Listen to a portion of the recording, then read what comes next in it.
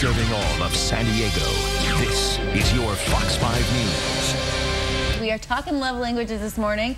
We want to know, which one do you speak? We have Dr. Rose Hartzell, sex therapist at Alvarado Hospital, is here to explain us how understanding each other's unique love language can strengthen the connection between you and your lover. Good morning. Good morning. This is really interesting stuff. So first of all, what exactly is a love language? Well, the theory is that there's 5 love languages that each person speaks. So for instance, you might speak acts of service. So the way that you show love for your partner is by taking the dishes out of the dishwasher, or you might be physical touch, so holding hands with your partner. But it's funny you say that, because that is exactly what I am.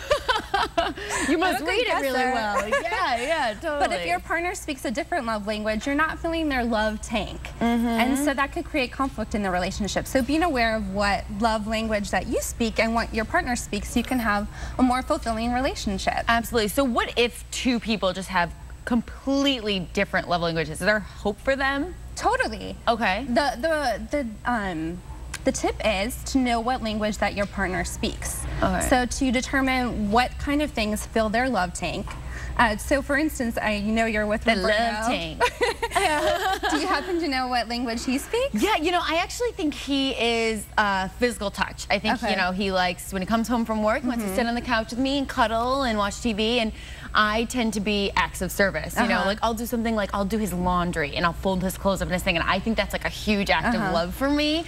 But I don't know if he's appreciative, but I don't know if he looks at it that way. I feel this is like my therapy session. Well, let's talk about this. So to be more strategic, you can maybe back off some of your acts of service and give him a little more physical touch.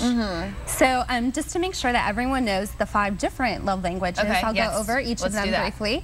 So we kind of talked about physical touch, which is holding hands. I'm a sex therapist, so the sex part. There's also acts of service, which we talked about. There's physical affirmation, or physical words of affirmation. Words of affirmation, sorry. And so this would be telling your partner that you love them, or that they're compliment them on their hair, their eyes, how much you like them.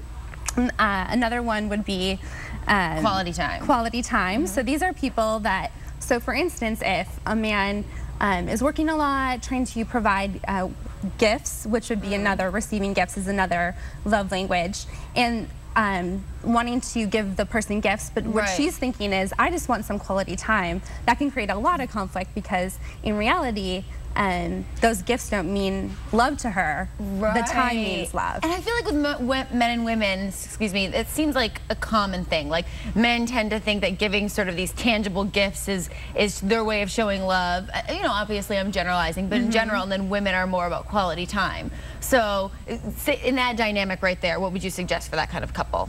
To communicate to your partner which love language that you prefer. So if you don't care if you get the ring or the bracelets or the earrings or the necklace, and you want more time, communicate that to your partner. Tell them that that's what you want, and then listen to what partner your love language is asking for, and try to give that to them. Absolutely. So when people speak the exact same love language, does that mean they're like perfect and like they're the best match ever, or can there be conflict there? It really doesn't matter what love language your partner speaks and versus what you speak. What matters most is that you give your partner the love language that they want. That they want. So it doesn't mean, if 2 partners want the same thing, it doesn't mean that they're a better match than others, although people often give the love language that they speak. So I'm wondering if you like a lot of acts of service because that's what you like to give. I like gifts. Give me things, or like I want you to do things for me. But no. So all right, one quick question. What if you, how much is okay to give? Like, or how much should you give? So you say, all right, Roberto's love language is touch. How much, do I give it? Give it to him. But like how long, or how many acts of service? Like, when is it like, okay, I've given you your love language, let's focus on mine now? Right, that's a good question. The more you give to a partner, usually the more you receive back. But ultimately, give what you're most comfortable giving. So if it feels like you're giving too much, then that might be a sign that you can stop a little and move on. Give a little to yourself. Yeah. Well, thank you so much. Really interesting stuff. And if you want to get in touch with Dr. Rose Hartzell at the San Diego Sexual Medicine at Alvarado Hospital, you can contact her. The number's right there on the screen. And you can also go to our website and click on the Scene On tab for that contact information. All right, Shelly. Dr. Hartzell. What's yours? Yeah. What's your love language? I don't know what mine is. No, I do. But I do want to tell you, I read a book. I read The Love Language. It changed I've been married almost 6 years, and it changed our marriage when we figured it out. So his love language is, don't talk to me for 45 minutes when he walks in the house. Seriously, because he's just da-da-da-da-da-da all day. So it needs to be silent. And it took me a long time to understand that, because when he walked in the house, I'm like, and I just wanted to talk. And he's like, shh, shh. Quiet time. And now it's miraculous, because after 45 minutes, it has nothing to do with money, Raul. Stop it. Everything works fine. So you're absolutely right. You should try it. Thank you, Dr. Hart.